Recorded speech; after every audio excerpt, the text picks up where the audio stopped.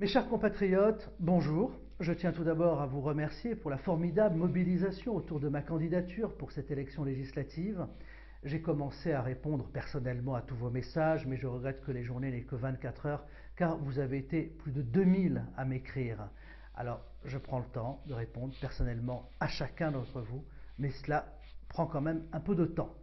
Alors, il y a de nombreux messages d'encouragement, des messages de félicitations, quelques critiques aussi, ce qui est tout à fait normal, car on ne peut pas plaire à tout le monde, rien de plus normal, et j'ai donc décidé de répondre à quelques messages à travers cette vidéo, sans langue de bois et avec la plus grande franchise possible. D'abord, j'ai reçu quelques messages avec souvent des témoignages bouleversants sur la situation des Français qui sont en situation de précarité dans notre circonscription.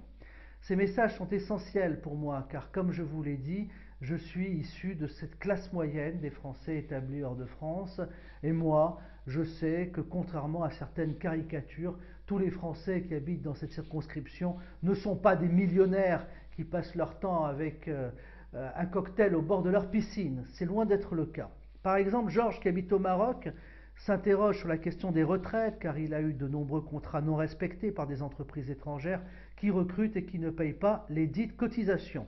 Georges a travaillé pendant 10 ans dans ce contexte et il est évidemment difficile pour lui de régulariser cette situation sur le plan financier. C'est un sujet que je connais très bien et je vais répondre précisément à cette question dans quelques minutes. D'abord, je dois quand même vous dire que c'est une situation qui devrait disparaître au cours des prochaines décennies, car il existe maintenant des accords de réciprocité entre les différentes caisses de retraite dans ce domaine, et les expatriés disposent d'une couverture qui leur est garantie dans ce domaine. Donc les problèmes que nous rencontrons concernent davantage des personnes qui ont commencé à travailler dans les années 50, dans les années 60, 70, et qui à l'époque recevaient, comme beaucoup, une fiche de paye où tout était simplement griffonné au stylo et il n'y avait pas de véritable contrôle derrière. J'ai également un message de Cécile qui habite au Sénégal, elle vit depuis 10 ans avec 300 € de retraite par mois et elle me dit: Cécile, je ne pense pas pouvoir rentrer un jour en France pour vivre au crochet de l'aide publique. Merci de bien vouloir nous rassurer sur ce sujet. Je connais beaucoup de retraités qui sont dans mon cas au Sénégal. Il y a un autre message, toujours en provenance de Dakar, cette fois-ci c'est Claude. Nous avons trop souffert des inégalités parce que nous vivons à l'étranger dans des conditions extrêmement difficiles, pas de RSA, pas de travail, pas de soutien ni matériel ni financier. C'est le grand problème. Alors face à cela, il y a plusieurs solutions concrètes qui devront être mises en place et je peux vous garantir que lorsque je serai élu, c'est le premier sujet sur lequel je compte m'atteler.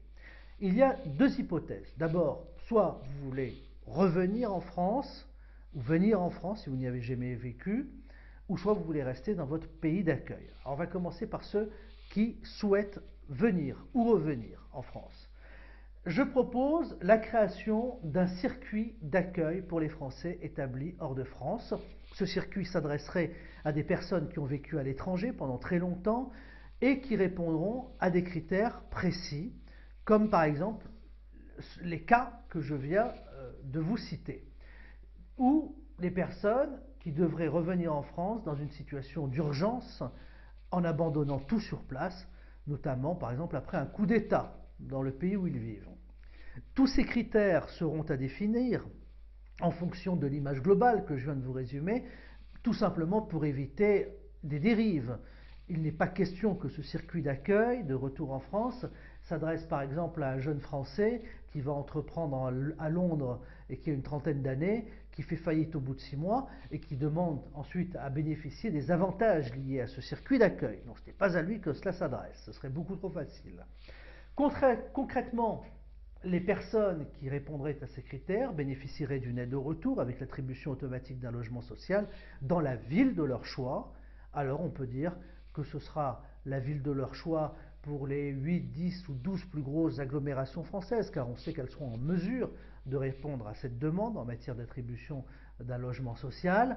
Pour les autres communes qui n'ont peut-être pas de disponibilité, on peut inscrire dans la loi que cela s'adressera aux communautés de communes ou communautés d'agglomération, afin que la personne qui demande une ville ait satisfaction dans un périmètre précis, par exemple la communauté d'agglomération.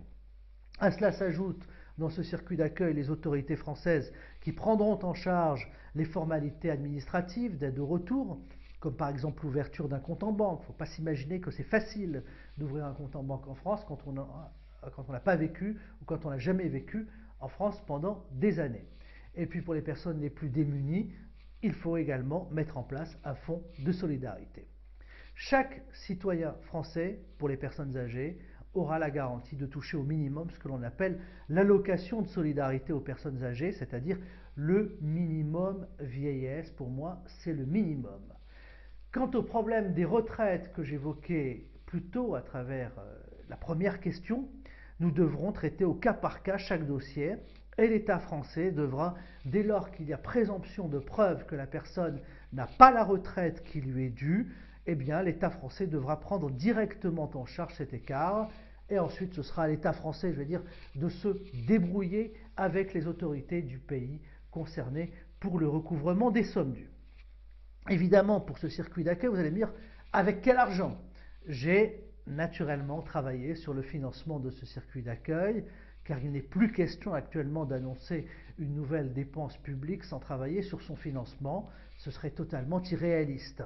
Alors, je propose de mettre en place une taxe sur les passeports, une taxe de 2, 3, 4 ou 5 euros sur les passeports, de telle manière à ce que ce circuit au retour soit financé par l'ensemble des Français qui voyagent.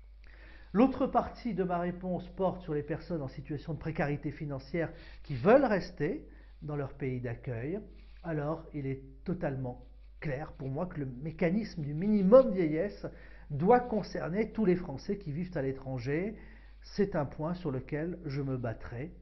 Que l'on ne vienne pas me dire qu'il n'est pas normal que des Français qui n'ont jamais cotisé en France, qui vivent à l'étranger, bénéficient de ce minimum vieillesse, car il faut savoir que dans le même temps, des immigrés âgés qui arrivent en France et qui n'ont jamais cotisé en France, eux, bénéficient du minimum vieillesse. Alors je ne vois pas pourquoi, dans les mêmes conditions, nous devrions refuser aux Français de l'étranger de bénéficier, évidemment, de ce minimum vieillesse. C'est un dossier que je ne lâcherai pas, je peux vous le promettre, lorsque je serai élu. C'est le premier point. J'ai également reçu un autre message. Bernard et Hanan, ils habitent à Marrakech, ils me demandent quelle est ma position pour résoudre le conflit entre Israël et la Palestine. Ça, c'est une bien vaste question. Je peux vous dire que si un député sur 577 élu à l'Assemblée nationale française vous fait croire qu'il va réussir ce que depuis Jimmy Carter, la quasi-totalité des présidents des États-Unis n'a pas pu faire, eh bien chapeau. Soit c'est le génie politique du XXIe siècle, soit c'est un bonimenteur. Alors je vais répondre évidemment modestement, Bernard, à cette question, tout simplement en vous donnant ma position. C'est qu'il faut toujours, en tant que parlementaire, continuer d'inciter l'État d'Israël à respecter les résolutions de l'ONU. Malheureusement, on le sait tous, il y a toujours eu 2 poids 2 mesures dans le respect des résolutions de l'ONU. Pour certains États, c'est le coup de bâton immédiat quand les résolutions ne sont pas respectées. Et pour un autre, quand il s'agit d'Israël, évidemment, c'est un rappel à l'ordre que l'on pourrait presque qualifier de timide. C'était donc ma réponse à cette question. Inciter toujours Israël, le faire dans ses votes à l'Assemblée nationale, à respecter les résolutions des Nations Unies. Je ne vais pas non plus m'étendre sur les différents mots de soutien qui émanent de nombreux pays de la circonscription. J'en ai reçu plusieurs centaines et je vous remercie vivement. Mais je vais quand même ressortir quelques critiques. Par exemple, Jackie, qui habite à Taroudante, me dit qu'il attend des hommes politiques une bonne gestion de l'intérêt commun. Ça tombe bien, moi aussi, mon cher Jackie. Mais il me rappelle que nous, lorsque nous sommes élus, les hommes politiques, eh bien, nous sommes vos employés et les électeurs sommes vos employeurs. Eh bien non, mon cher Jackie, lorsque je serai élu, je ne serai pas votre employé, je serai votre représentant, car vous allez me donner mandat pour vous représenter à l'Assemblée nationale. L'employé, c'est l'administration, ce sont les fonctionnaires, mais ce ne sont en aucun cas les hommes politiques que vous désignez pour vous représenter. Par exemple, dans un lycée, le représentant des parents d'élèves est élu par les parents d'élèves et il n'est en aucun cas l'employé des parents d'élèves. Ce sont les fonctionnaires, ce sont les instituteurs. Le représentant, lui, est mandaté. Je serai en quelque sorte votre délégué à l'Assemblée nationale. Alors, puisque l'on parle de l'éducation nationale, le grand sujet, c'est évidemment la gratuité des frais de scolarité. Oui, je suis pour la gratuité des frais de scolarité, mais non, aucun candidat sérieux à la députation, honnête, qui vous regardera droit dans les yeux, ne peut vous garantir d'atteindre cet objectif dans les 5 ans qui viennent, compte tenu de la situation actuelle des finances publiques. Ce que je peux vous dire, c'est que je serai toujours là. Je ferai un tour régulier de toutes les villes de la circonscription pour des rencontres en tête-à-tête, pour des réunions publiques. Je tiens à rester la tête haute dans 5 ans. Je ne vous promets pas la gratuité des frais de scolarité. Ceux qui vous font cette promesse, peu importe leur étiquette, peu importe leur degré de proximité avec le pouvoir, ce sont des gens qui vous mentent. Ce sont des gens qui n'ont jamais discuté de leur vie avec un ministre du budget ou avec un ministre des Finances. Ce sont des gens qui n'ont jamais lu un rapport parlementaire de la Commission des Finances, donc qui ne connaissent pas cette situation. Si je vous dis cela, c'est parce qu'aussi j'estime que les frais de scolarité sont trop élevés dans de nombreux établissements. Les frais de scolarité sont devenus insupportables et au nom de cette prétendue gratuité qui ruine le réseau, les familles modestes doivent payer plus de 4 000 € et en plus elles ne sont pas éligibles aux bourses. C'est totalement stupide. Nous devons donc nous battre pour mettre en place un nouveau système équitable. Il y aura toujours des frais de scolarité. Oui, vous payerez plus que ce que vous payerez dans un établissement situé en France, mais il est clair que la situation actuelle devient intenable pour de très nombreuses familles. Malgré toutes les promesses qui vous sont faites, vous voyez bien que les frais continuent d'augmenter. L'AEFE vient même de décider de généraliser les droits annuels d'inscription en justifiant la nécessité d'investir à nouveau dans l'immobilier. Alors là, je vous le dis clairement, c'est non. Il n'est pas question qu'une partie des frais de scolarité servent à financer les investissements immobiliers, qu'une partie des frais servent à payer une partie du salaire des instituteurs, des enseignants, des fonctionnaires. Oui, c'est tout à fait normal. En revanche, pour l'investissement mobilier et immobilier, cela fait partie d'un patrimoine. Et ce n'est pas aux parents d'élèves, à un instant T, de financer par des frais de scolarité le patrimoine matériel des établissements. Ou alors cela s'appelle de l'actionnariat et chaque contributeur sera actionnaire de la société civile immobilière des bâtiments du lycée Lyautey à Casablanca ou de l'école Ernest Renan par exemple. Je vous le dis sous la forme d'une boutade, mais vous avez bien compris que cette justification n'a absolument aucun sens. Du reste, j'ai déjà demandé quelques conseils sur ces points techniques à des conseillers techniques de l'Assemblée nationale qui travaillent à la Commission des finances, et ils m'ont tous confirmé que mon raisonnement tenait la route. Donc on se battra, et sur ce point précis, on obtiendra évidemment satisfaction.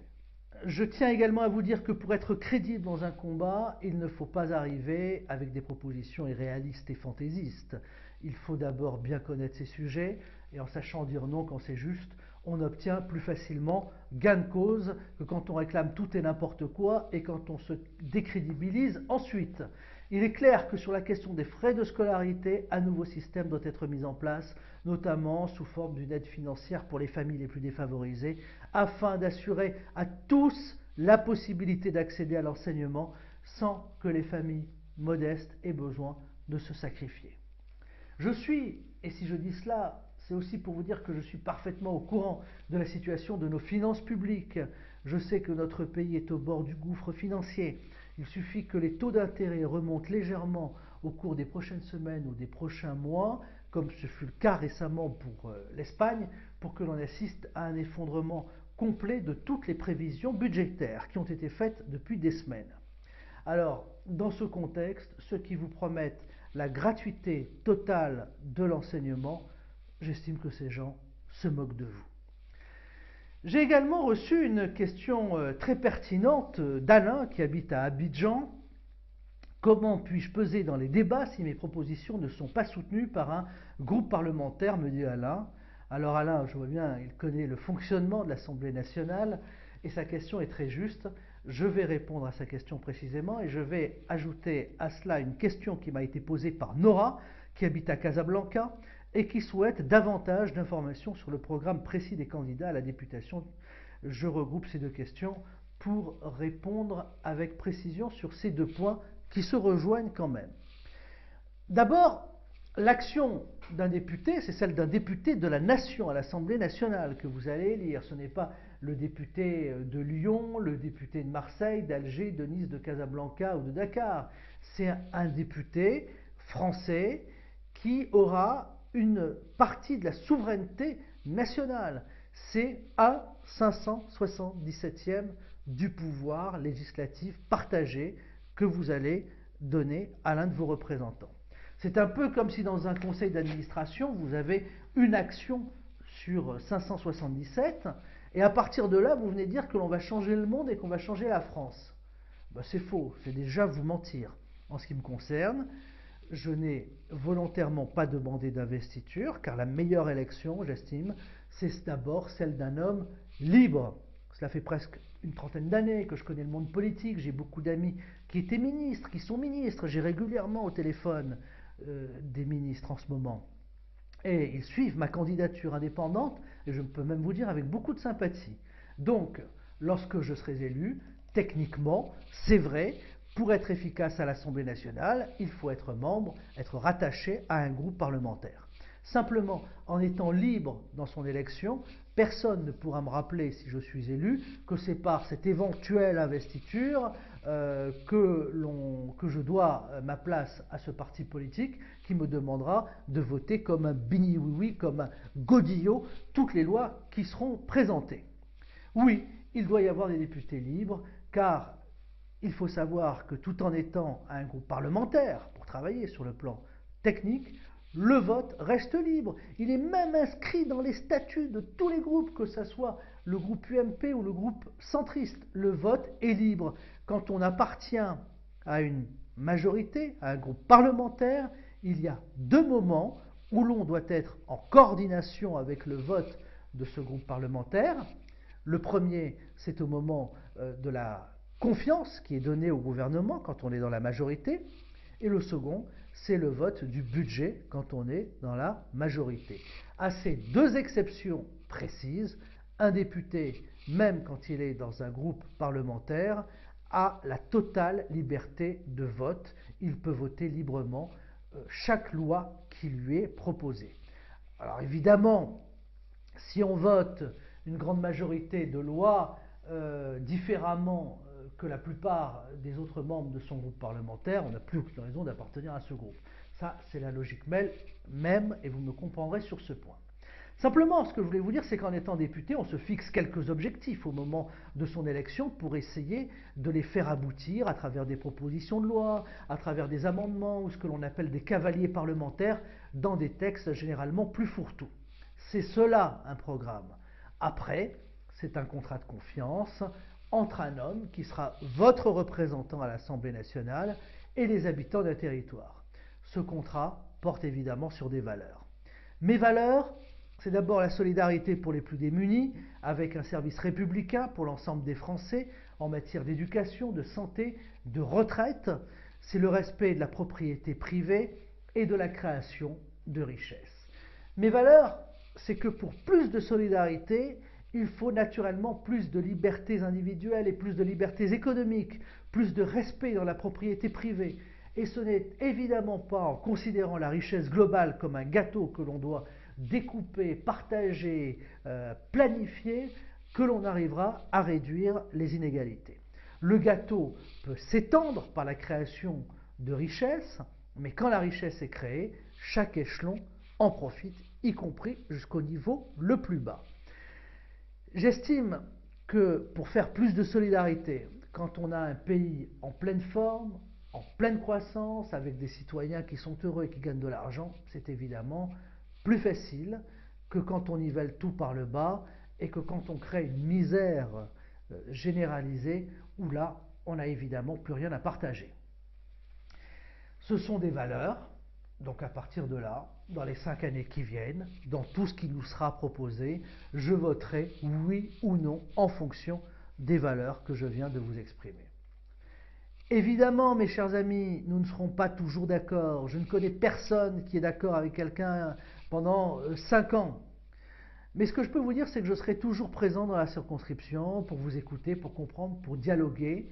Je serai toujours là pour vous expliquer les raisons de mes votes. Bref, je ne vous trahirai jamais. On sera d'accord ou pas sur certains points, mais on s'expliquera toujours en face et je serai toujours à votre service, car je serai votre député, à votre service, car je sais que c'est à vous que je devrai mon élection. Enfin, j'ai reçu quelques messages sur la situation au Mali. C'est une situation que je connais parfaitement. Je sais que tout ce qui arrive est la conséquence directe et prévisible de l'intervention de l'OTAN en Libye. C'est la seule chose que je peux m'autoriser à dire. Dans de telles circonstances, en effet, un député qui représente les Français qui vivent dans ces différentes villes doit se taire. Je serai candidat à la députation à Lille, à Nantes, à Bordeaux, à Marseille. J'aurai davantage de liberté de parole sur cette question. Mais maintenant, je ne dois toujours penser qu'à une seule chose, la protection et la sécurité des Français qui habitent sur ce territoire et prendre en compte tous les paramètres géopolitiques, tout en sachant que personne ne sait ce que sera demain et que nos ressortissants doivent évidemment être en sécurité. Donc, peu importe la majorité politique dans notre pays, les décisions qui sont prises, on doit les prendre en concertation avec le Quai d'Orsay et on fait ce que l'on doit faire ou ne pas faire. Toute prise de position, tout commentaire de géopolitique sur ce point relèverait de l'irresponsabilité la plus totale. En fonction du mandat que je brigue, j'aurais davantage, comme je vous le dis, de liberté si j'étais candidat à la députation sur un autre territoire. Mais pour défendre les Français qui sont au Mali, on se doit de respecter la plus grande neutralité dans ses commentaires, dans les affaires de politique intérieure des pays de la circonscription. Ça, je tiens à le dire et à le redire. Il y a un autre sujet qui revient très fréquemment dans vos commentaires, c'est la question de la binationalité. Moi, je crois très franchement que le rapport de chacun avec la nationalité est très différent. Je connais des gens qui n'ont pas la nationalité française et qui aiment la France par-dessus tout. Je connais aussi des Français qui n'ont que la nationalité française et qui n'aiment pas la France. Je me souviens d'une déclaration assez forte qu'avait faite Alain Delon, c'était il y a une trentaine d'années, lui qui est uniquement citoyen français. Il avait dit que lorsqu'il habitait au Maroc, il se sentait au Maroc comme un sujet de Sa Majesté le roi Hassan II. C'est une phrase qui montre bien l'attachement et l'amour que l'on peut avoir pour un pays. Tout citoyen français, peu importe sa religion, peu importe sa couleur de peau, lorsqu'il est français par le sang reçu ou par le sang versé, est un citoyen français à part entière, évidemment. À partir de là, ce sang reçu se reverse de génération en génération pour l'éternité. Et puis, de sa nationalité, chacun en fera ce qu'il a envie d'en faire et surtout ce que la France lui transmettra comme valeur d'amour et de respect. On est dans une histoire d'amour, on ne force pas une histoire d'amour à coups de bâton, on se fait aimer, on se fait respecter. Je crois que l'amour de la patrie, c'est un peu la même chose.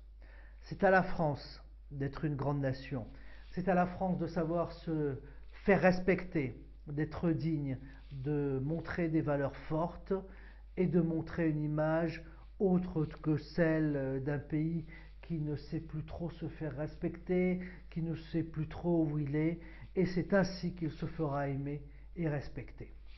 J'en profite également pour répondre à Philippe qui habite à Casablanca, il est français par le droit du sang et qui vit au Maroc depuis plusieurs générations et qui semble avoir des problèmes avec l'administration française qui conteste sa nationalité française. Alors là, le problème de Philippe est assez délicat car comme on le sait tous, le droit de la nationalité au Maroc est très restrictif, vous le connaissez, et si l'administration française ne reconnaît pas Philippe comme français, il devient alors apatride, ce qui est évidemment inimaginable. Donc Philippe, pour moi, est français par le droit du sang, c'est clair, depuis quelques générations, même si ces générations n'ont jamais vécu en France. Il y a une dernière question que je n'ai pas, et là, à Philippe de m'apporter davantage de précisions, notamment sur le service national. S'il a fait son service national, alors là, sa nationalité française ne peut en aucun cas être discutée. Question qui ne se pose plus maintenant pour ses enfants, pour les nouvelles générations, puisque le service national, lui, a été supprimé en France. Enfin, Dernier point, mon communiqué après la tuerie de Toulouse, qui a suscité de nombreux commentaires, qui m'a valu des remerciements, des compliments et des critiques évidemment. Mais écoutez, la politique, chers amis, c'est dire les choses.